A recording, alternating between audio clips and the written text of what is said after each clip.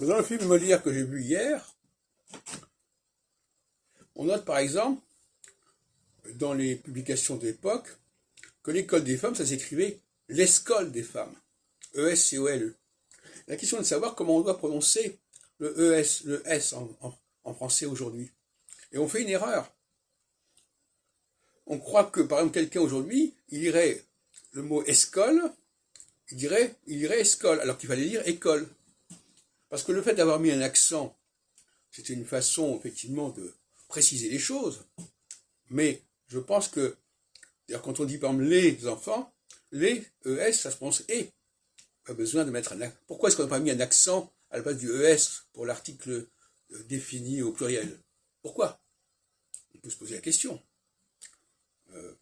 Un cas qui est intéressant, c'est les chemises Lacoste. On dit la chemise Lacoste. Mais on ne devrait pas dire la chemise Lacoste, on devrait dire la chemise Lacoste. Et le O, ça a été remplacé par le O accent circonflexe, mais il n'en est pas moins vrai qu'on devrait dire Lacoste.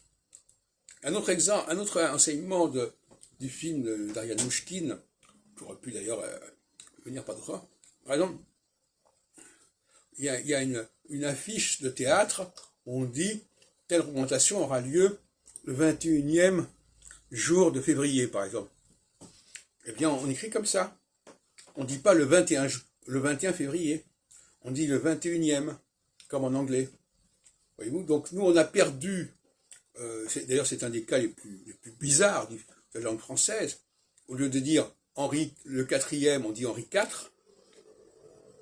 Mais par contre, on dit Paris 13e, et pas Paris 13. On dit le 3 janvier et non pas le 3e janvier. Il y a des choses comme ça qui sont étonnantes. Et quand on regarde ce qui se passe au XVIIe siècle, on s'aperçoit qu'on disait bien le 3e janvier et pas le 3 janvier. C'était écrit en toutes lettres. Et qu'on disait, et que l'école, aujourd'hui on l'écrit école avec un accent, mais autrefois ça s'écrivait E-S-C-O-L, et on devait prononcer déjà école. Donc, il y a des choses comme ça qui sont intéressantes. Les accents, la question de savoir si... L'accent, c'est évidemment, à mon avis, une façon de préciser comment les choses se prononcent, pour des gens qui ne savaient pas prononcer les mots, par exemple. La côte, par exemple, ça s'écrit CO, accent circonflexe TE, mais ça s'écrivait avant COSTE. Alors, comment ça s'est passé? Ce que je sais, c'est qu'aujourd'hui, on n'apprend pas à lire correctement la langue française.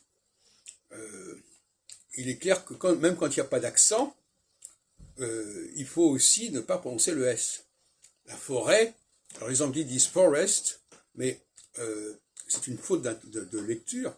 Il faudrait dire forêt, et même quand ça s'écrit F-O-R-E-S-T, il faudrait dire forêt. Même si l'adjectif c'est forestier. C'est aussi une question qui peut se poser d'ailleurs.